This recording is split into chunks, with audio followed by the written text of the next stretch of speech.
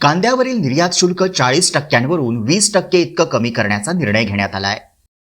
त्यामुळे राज्यातील कांदा उत्पादक शेतकऱ्यांना मोठा दिलासा मिळालाय. कांद्यावरील किमान निर्यात मूल्य $550 प्रति टन हटवण्याचा निर्णय केंद्र सरकारने घेतलाय. हे निर्यात शुल्क हटवण्यासाठी देवेंद्र फडणवीस यांच्या पुढाकारात केंद्र सरकारला साकडं घातलं होतं. यामुळे देवाभाऊ कांदा उत्पादकांच्या पाठीशी असल्याचं स्पष्ट झालंय.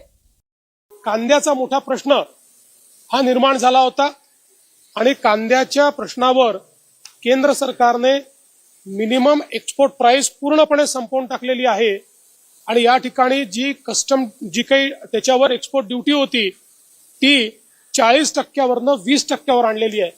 यामुळे कांद्याचे जे भाव आहेत ते स्थिर होण्याकरता, ते वर जाण्याकरता अत्यंत मोठा फायदा या माध्यमातून होणार आहे.